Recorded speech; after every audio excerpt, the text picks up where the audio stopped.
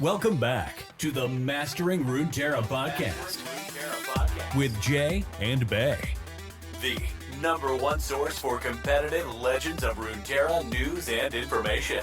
If you're looking for the best decks to play right now, be sure to check us out on Twitter at Master Runeterra or in our Discord. And if you want to take the next step in leveling up your game, check out our Runeterra team on Patreon, where we do weekly learning calls and one-on-one coaching. Now strap in and grab yourself some Poro snacks, because we are about to start Mastering Runeterra. Welcome back to the Mastering Runeterra podcast with Jay and Bay. We got a fantastic show for you guys today. Before we jump into everything, though, we just want to thank all of our subscribers, all of our patrons. Thank you guys so much for supporting us. We can bring you awesome stuff like this podcast, the Squadcast, the website, all the other cool stuff that we do. Okay, let's jump into it. We don't have a lot of time today. I've actually been playing a little bit more than Zero, which has been my baseline for a while, or close to it.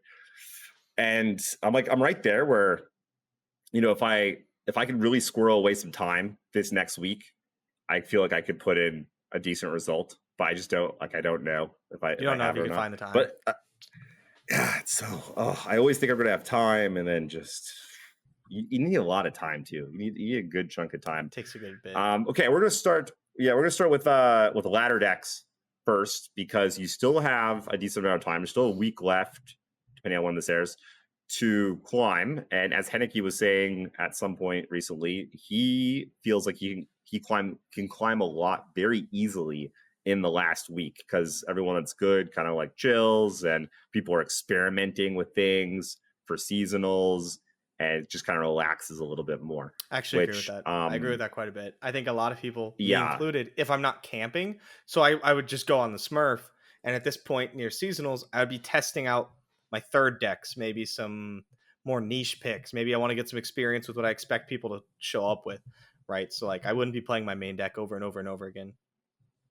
Yeah, those decks are typically the stuff that you can't really play on ladder, because you can't climb like super consistently with them. They're a little bit weak to the top decks, because maybe you're banning the top deck kind of thing. So yeah, I totally agree. And I'm actually probably I'll take like a day, maybe two, and I'll try to make a run for it. I'll take out like an 8-hour block and just be like, let's see how far I can get, and I'll decide whether or not I keep going.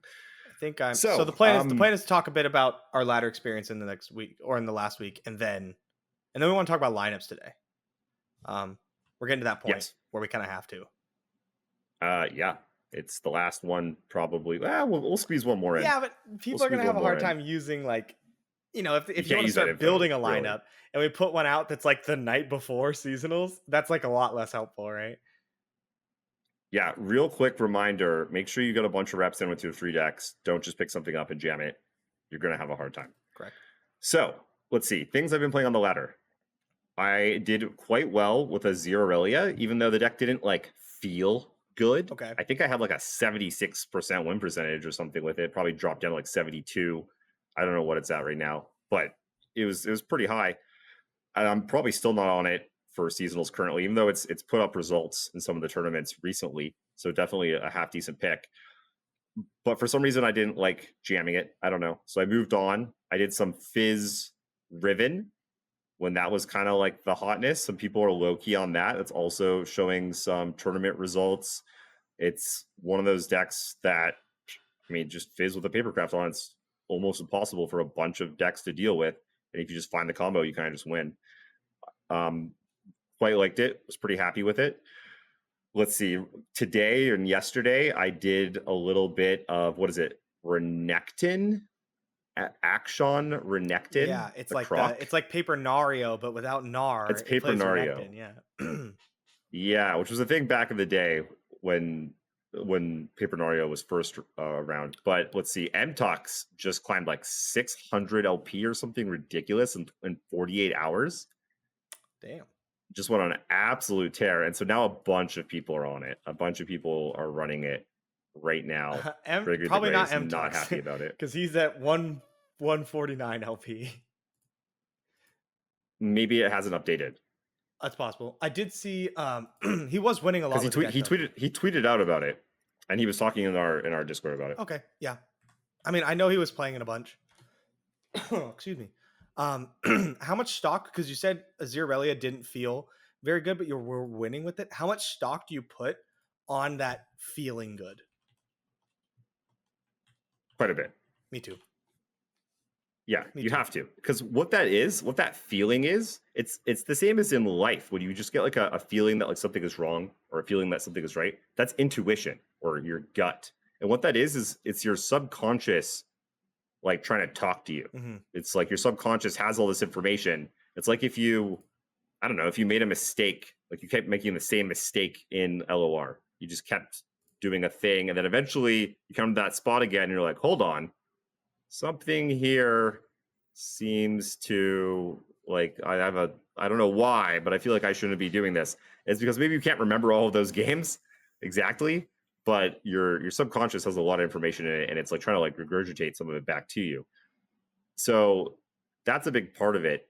And yeah, you get like a certain feeling when something, even if you're losing with the deck, but you're like, this feels strong. This feels good. Like this feels good.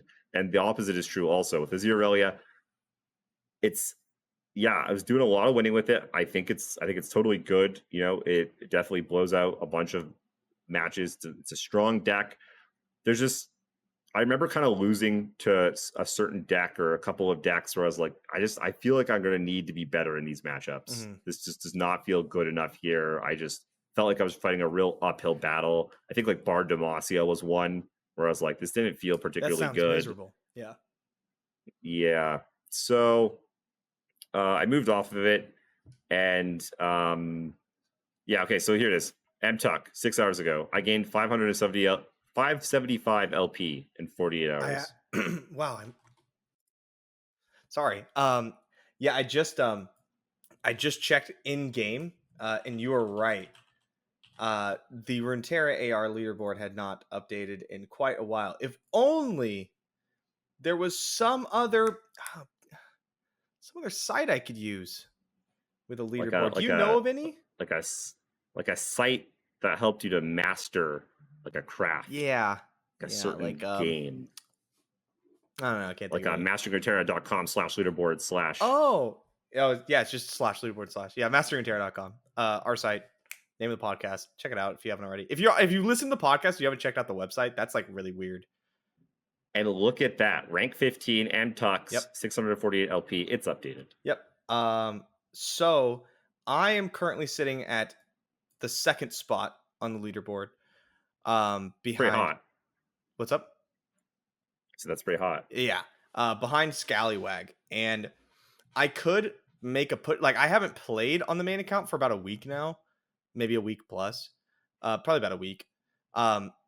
Because I was at rank 1 and then Scallywag overtook me at rank 1. And I don't want to risk the spot to try to fight for rank 1 because the points I get, because the only thing I care about right now, besides like 72 breakers, right, is world's points. And the world's points for second is like, it's just smidgen less than the world's points for first. Right. Yeah, I even saw one thing where it said they were the same. It might be. I saw one of the graphs said like first and second are the same, third and fourth are the same, fifth and sixth are the same, seventh and eighth the same. So you might just be the same. And it's just not worth me like losing at any point though. Yeah, a second place and then like one more top 10 and like you're locked. And I'm locked. And that's what I'm going for here. And then so I've been playing on the Smurf. So I haven't been playing my main deck, which I would say is Ahri Bard. Ahri Bard is probably my main deck of the season. If I had to pick a second deck to grind with, it would probably be Scallywag's version of Aphelios Victor Vi. I like the Victor instead of the Zoe. I think it's much better than the Mirror. I think the deck has much more staying power and it's less weak to like Blighted Ravine style strategies, which I really want. I feel less high rolly on my Winding Lights. Like I feel like the Aphelios Zoe one, I feel like I'm just like throwing everything out and then Winding Light and my opponent dies sometimes. But with the Victor version, it's just like it's a little bigger, just like a little bit. And I don't know, the extra staying power, the extra chonk in the deck just makes me feel a lot better about it. So that would probably be my second pick. If I had to climb. What I have been playing with on the Smurf is TF Annie, which I think is fine. I don't like it very much, which makes me sad because I loved Ezreal Annie, but they just play like differently. Riptide Rex has that like Tribeam's a lot of fun. Tribeam's not in Ezreal Annie. That was the Blades. No, I know, but but I do miss Tribeam. That's what I mean, though. Yeah, old school, because like that was part of the deck that made it so fun. It's like, blow up your thing. What kind of cool giant unit do I get? Yep, that was nice. But yeah, TF Annie, that was fun. Not really my thing. It's fine. It's very good against Demacia strategies. Just not my favorite. One thing that I played and is definitely not my style, but I was winning with it so much that I just kept playing it, was Poppy Tarek. I was like just smacking people around. I think I was it. I didn't know that was a deck. Yeah, I was at like Diamond 4-0 LP, and then I made it to Masters with the deck on like 2 losses. Like, yeah, I just like. I mean, later in the season though, like I've done that with a lot. I'm playing against Masters players though, right? Like, fair enough.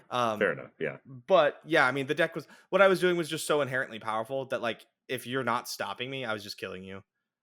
As Poppy Rally deck. Is that like a real deck? I think it is. I think it is a real deck. Now the problem where did this come from? Where did it come from? I just saw it on one of the stats. I've heard of this. Yeah, it just popped up, and I was like, well, let's try it. Because I check both. I check both ours and Runeterra AR's stats daily, like multiple times a day.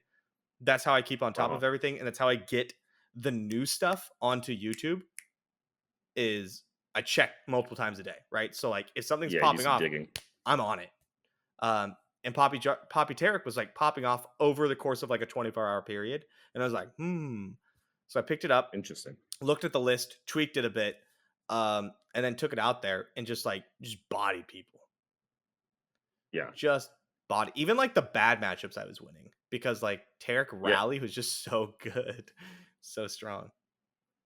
Let's peel it back for a second. So the top decks not too long ago, and probably still were like Nami TF, Bard, Ahri, and Aphelios PnZ. Yeah, that's still, I believe, among top players, the consensus of the best decks. Yeah. So Nami, I don't love Nami decks.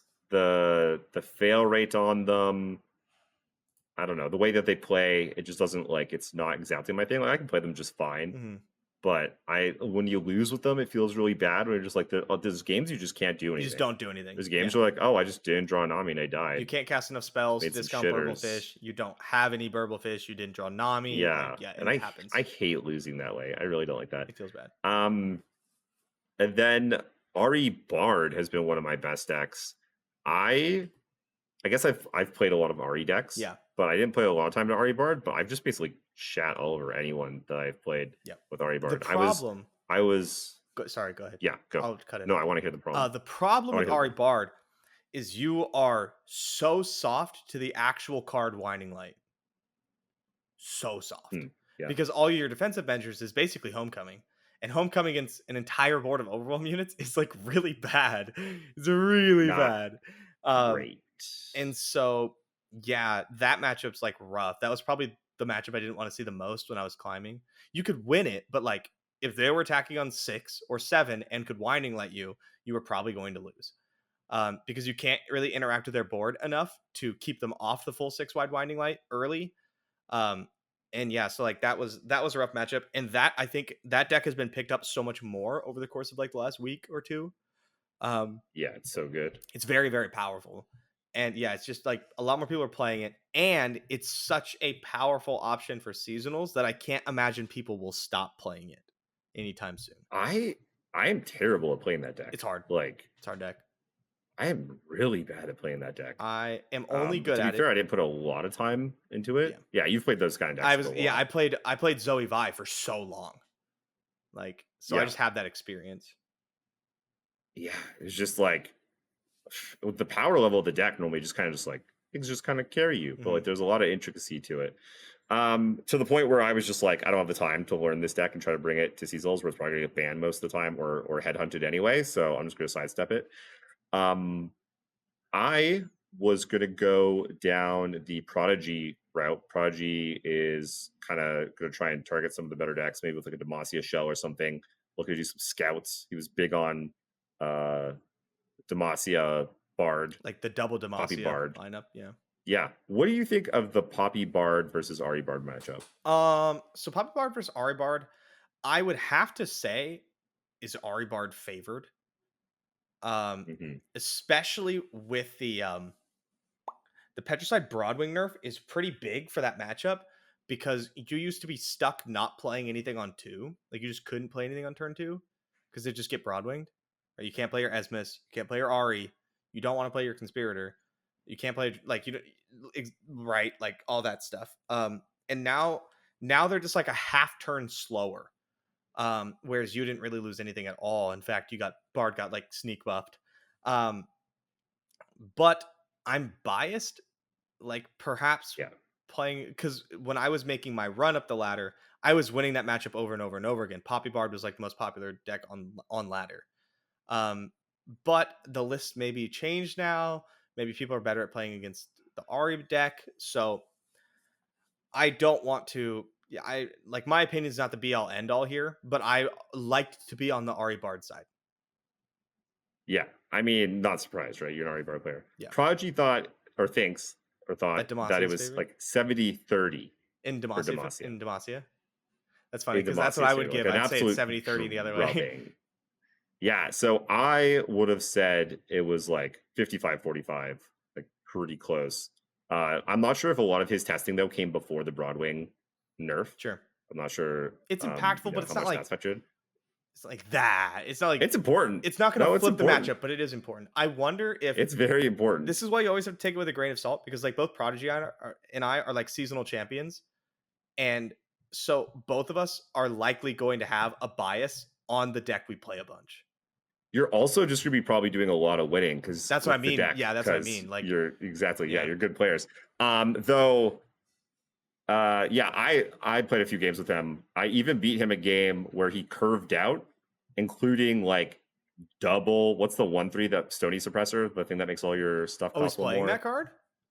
He's playing that too to really just take it to Ahri. He curves out with 2 of them, and I still squeaked out the win against him. Still think I was like, yeah, man, I don't know if this matchup's quite as good as you think it is. I still think that card's bad. I've always thought that card is bad. Stony Suppressor. Yeah, it used to be like the anti-Lee tech in Scouts, but then when your opponent would play that, what's it actually called though? It's not Stony. Stony Suppressor is the magic card. Oh, is it really?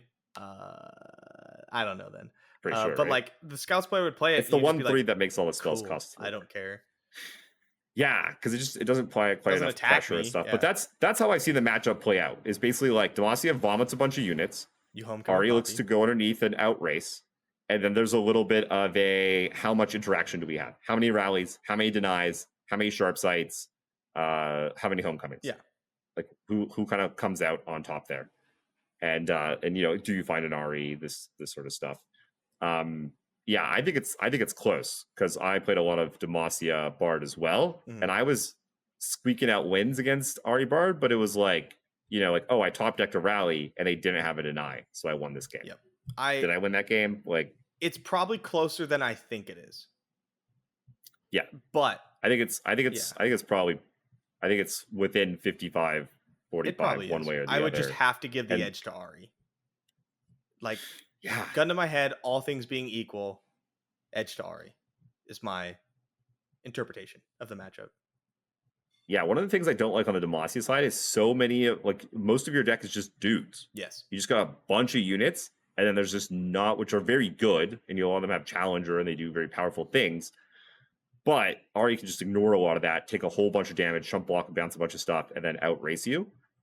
And the amount of cards on the Demacia that actually matter is like kind of low. Yeah. And like Rally being one of them, but then they play Deny. It's like your spells, right? Your Single, your Sharp Sight, your Rally, your Concerted. Concerted less so. And those are like the things that matter. Yeah. I agree. Yeah. Sorry, go. Yeah, I don't know. Just very interesting. What? So now after we had this testing session, I was like, Ahri Bard over there looking. It's like basically what the meme where like the chick's walking by, he's like with the girlfriend, and it's like so basically Ahri Bard came walking by, and I was like, maybe what am I doing? Because also like I have not put in a lot of time with Ahri Bard, specifically, but like I could just play that deck. It just feels natural to me. I just like the timing, the mana of it, everything. It plays exactly how I want to play the game. It's aggressive. and then interactive. Yep. That's all I want to do. I want to spew stuff out, deal a bunch of damage, and then just figure out how I'm going to maneuver the game to close. Yep. At the end. I'm totally with you. And you can't do that with a lot of LOR decks. There's a lot you have to bank mana. You have to be much better with your timing. You can't just kind of like guy. That's like typically like a losing strategy. Yeah. And I know a lot of people. There's nothing I love more than getting in with a Mourn on one. Just fucking go. I know a lot of people dislike the whole elusives thing and the like Bard Chimes thing because they're like, oh, there's nothing I can do about it. It's not very interactive.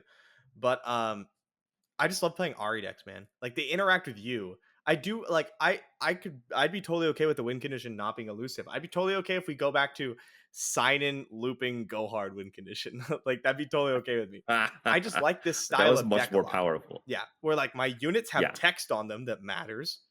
And I'm mostly spell based. Miss that, right? Yeah. Miss that. Yep. Yeah. So I want to talk a bit about. I want to maneuver us into lineup discussion a little bit more. Lineups, yeah. I think the main way people should be approaching this seasonal's tournament, especially the open rounds, is with their eyes on Winding Light PnZ. I think. Agreed. I think you should be looking to play it, ban it, or beat it. Or a combination. Or a combination of them. Yeah. Like I was talking to someone for coaching earlier this morning, and we were discussing an Aphelios, a target Aphelios lineup that was playing Aphelios Winding Light, but it was playing a version that was a little bit bigger. And then I mentioned we could also tech a little bit more for the mirror, right? So something like that, right? It doesn't have to be super all in. You could still play it and edge to beat it. But I think Aphelios PnZ is the deck right now. Yes, it's good, and you're gonna see a lot of it. Yeah, you're gonna see a lot of it. People like that kind of decks. So my advice to people out there: if you don't have a plan against Aphelios PnZ, your plan should be to ban it. And if you're looking to ban it, I think a great place to start is probably Ahri Bard, right? Well, here's the thing. What are the most popular Aphelios PnZ lineups going to look like? What's deck number 2? What's the most popular deck number 2? What's the most popular deck number 3? We had some of the data popular from deck number 2. Very likely going to be Drizzt Pile, TF Nami Shadow Which is Isles. Nami. What'd you say? I feel like that deck is going to see a little bit less play because it's like kind of harder to play at a high level. Okay. Here's my pick for deck that's going to be in... That's definitely going to be up there. It'll be up there. My pick for deck that will be in much more lineups than everybody thinks is Heimerdinger Jace Shadow Isles. I think Heimer Jace really Shadow Isles will be the most commonly picked third deck. Okay, why? Because it has relatively even across the board. A lot of people have, like, there are some bad matchups, but your absolute worst matchup is like 42%. I'm looking at our Mastering Runeterra matchup table right now. Yeah, baby. So, yeah, your absolute worst is like 48%. A lot of people have some experience with it, and it is not an incredibly difficult deck to play, right? Yeah, it's pretty popular. Yeah, in general. So, you know what my pick is for the most under? What was it? What do you say? The most underrated or surprising? Basically, the one that's going to show up more than people think. Okay. My vote for that is going to be Thralls. Yeah, there's going to be. If you don't know, Thralls is kicking ass. Oh, and what's the best matchup again? What was it? Oh, it's Aphelios PnZ. Oh, what a coincidence! Oh, that's right. Yeah. Interesting. Any deck that looks to beat Aphelios PnZ in seasonals starts with Thralls. And it's still just good. It's just the deck is still just good. It's good. It lost maybe I think half a step or even a full step because it was so damn far ahead. Yeah. Kind of thing. But it's still, those cards are still busted. Very powerful. Yep. Fizz Riven is another one in there that I think people might be sleeping on. Okay. That deck is actually very good. I was very impressed by it. Pushby has been championing it a little bit. It kicks them fucking ass. Yeah. Like having multiple decks that don't just fold to it is really tough to do. So like you're almost always going to have one deck in there that they're like, yep, my Fizz and my Paper Craft are coming for you. And we get some wins. I think the deck is a sleeper for sure. I want to take a small step back and talk about what strategies we usually implement when we build for seasonals and other deck lineups. For one, particularly love to build my seasonals lineup around very powerful strategies, but usually it's a 2-deck shell. So I will have a deck that I'm bringing. Usually it's Lee Sin. It's not anymore. RIP. But usually it's like a deck that I'm bringing, and then it's another deck that kind of fits the same strategy. Now it doesn't like Aphelios PnZ, Ahri Bard. Sure, yeah. Now those are kind of, the matchups are a little different. But let's say, I don't know. Let's say I want to play Nami TF paired with one of Nami TF. Yeah, Nami TF, Aphelios Zoe, right? So I want to play those two. I have a lot of experience on them. I want to bring them. Those are decks I want to play. So what I want to look at is not something that actually plays similar in strategy. I think a lot of newer players to the competitive scene kind of get roped into this trap where, let's take two Noxus, like kind of control-y decks, right? You have Annie Twisted Fate and you have Ezreal Kate and Tribloom, right? You want to bring those. These are the kind of decks you really like. Now, those decks are controlling, removal heavy decks, right? So if you're newer to the competitive scene, you don't quite know how to build a lineup, you might be tempted to put Feel the Rush in there, right? Some other sort of control deck. It's a control deck, a lot of removal. It does the same thing. One of the Jace decks. Yes. The problem is it doesn't. It doesn't do the same thing. It may have a slightly similar strategy, but what you're trying to do with these Noxus control decks is beat down on the board-based Demacia decks. And Feel the Rush is inherently very weak to the board-based Demacia decks. Your Poppy Rallies, your Scouts, these kind of things. So what you just did is you put a deck that is inherently counter to your strategy. You just countered yourself, right? Whereas this happens a lot. It happens a lot. It's going to blow your mind how much this happens. And I know a lot of you who have like played most of the seasonals ever, you're like, yeah, of course, I get it. But like a lot of people who maybe this is their first seasonals, they've never played in a tournament. Like this is something that I would not have understood my first tournament. And I mean, I still don't do it I still don't do it perfectly. Yeah. I still don't think about it like nearly as much as I should. Yeah. Because I don't get super accurate data. Mm-hmm. It's another problem. Because stats are skewed. You need to do your own work. And this is also real quick. This is why aggro has traditionally never been particularly good, because pirates and spiders have different matchup tables. And then like whatever the third deck is, like a burn deck, they'll be better or worse against different things that are good against burn or fearsome units or like aggro guys. Absolutely. So let's go back to that other example. You have your two Noxus control decks, right? What you're looking to do is kind of bully Demacia. And what you're looking to not play against is like these, like the Feel the Rush decks, right? You don't want to play against these. These over-the-top control decks are going to be like very tough for you to beat. So what I would do in that situation is I would dive into the stats. Now, like Jason said, the stats are skewed, and you need to do your own research. You need to go play your own games and really get a feel for all these matchups. But stats are a great jumping off point.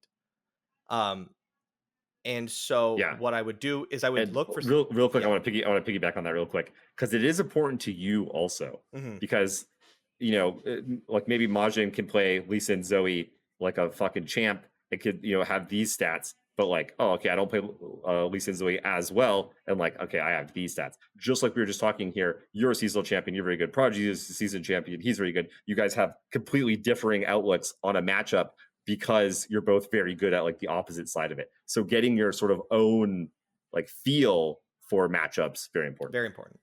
So what I would do is I would take our two Noxus control decks and I would look for something that kind of wants to ban the same thing. Is there any other deck out there that like really doesn't want to play against Feel the Rush, right? That maybe really doesn't want to play against Thralls, because I don't want to play Annie Twisted Fate into Thralls. That's a miserable matchup, right? And so this is where I would pull up the matchup table. Master Runeterra matchup table, and I would look at Thralls and I would go all the way down and I'd be like, okay, what fits? I would look at Feel the Rush and I would go all the way down and I'd be like, okay, what fits? And what I'm seeing is Aphelios Zoe.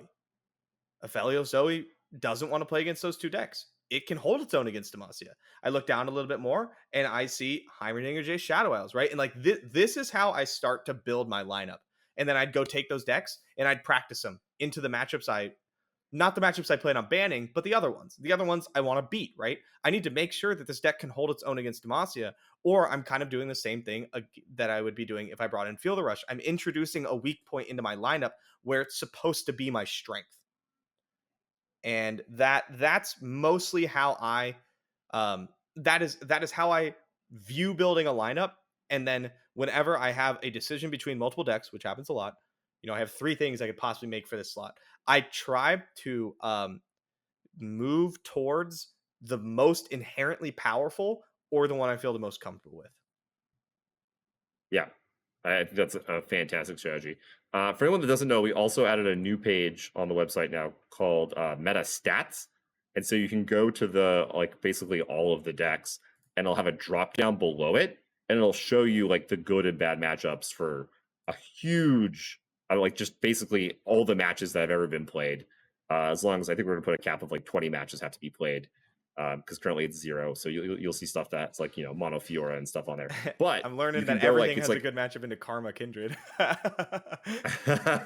Yeah, but you can go to like whatever it is. You can go to Aphelios Vi Zoe, click see all. You go scroll all the way down the bottom. It's like, okay, which decks pounce on it the best? And you can see, oh, hey, Deep. It's only 10 matches, but it has a 20% win rate. That's interesting. Like Feel the Rush. Yeah, 28% win percentage, 200 matches. And so this is a fantastic tool. You can also click deck lists in there too to see all the decks now. Really, really happy we got that set up. Because the matchup grid only gives you like the top 10 decks or something. And so when you try to find a third deck, a lot of times you gotta start finding some of that rogue stuff. Yep. Yeah, the third deck is often where a lot of the interesting things come into play, huh? Exactly, yeah, because the tier 1 top of tier 2 decks, they, there's only so many of them that are going to be doing exactly as you said, are like good into something, want to ban something, and the third deck is we should almost have like a saying for it. It's like the third deck struggle or something. Someone else come up with a better saying. Okay, real quick, we need to wrap it up here, but. So, I want to be banning Aphelios PnZ. That's where I'm at. Yeah. Common decks that might go with it are like non-ETF and Ahri Bard. What are some, in your opinion, decks that you would look to if you were going that route of banning Aphelios PnZ and kind of trying to be good into those deck 2, deck 3s? Yeah, I mean, if you're looking to ban Aphelios PnZ, a lot of stuff pops up. Like Ahri Bard's the big one for me. There's not a ton that like gets absolutely dumpstered by Aphelios PnZ. It's like Aziralia, Ahri Bard, Annie Jin, Ash LeBlanc. Now, I don't want to play Ash LeBlanc. I'm gonna be real with you. No. You gotta be brave. Yep. And then there's some other stuff that like you don't want to see the matchup, but it's not the worst thing. These are like your lurks, your Fizz Rivens, and yeah, basically that. Your Thralls. No, sorry, that's flipped. I flipped that. Yeah, we saw some of those lineups. It was like a Aziralia, Fizz Riven, maybe Thralls. Like some of those, that's like the dark horse lineup. Mm-hmm. That's like the decks that are like definitely tier 2, maybe upper tier 2 at least, and pretty damn good into like some of the very top decks. Yeah, that aren't Aphelios PnZ. Yep, Aphelios PnZ. So it seems like there you go. Aphelios PnZ is also a deck that I think is gains a lot of percentage points at the top of the skill curve. Yeah, for sure. There's so many decision points with the deck. It's absurd, like absolutely absurd. Like every single turn, you could have like, I don't know, like 100 different things of like you play a thing, and they can play a thing, and you can play another thing because all your stuff costs like 1 or 2 mana. Yep. So and you like draw cards and create cards. So okay, this is how I'm seeing it. Let me know what you think. So I feel like there's like kind of 4 pillars right now. There's Aphelios PnZ lineups. Yep. There are Demacia lineups. Yep.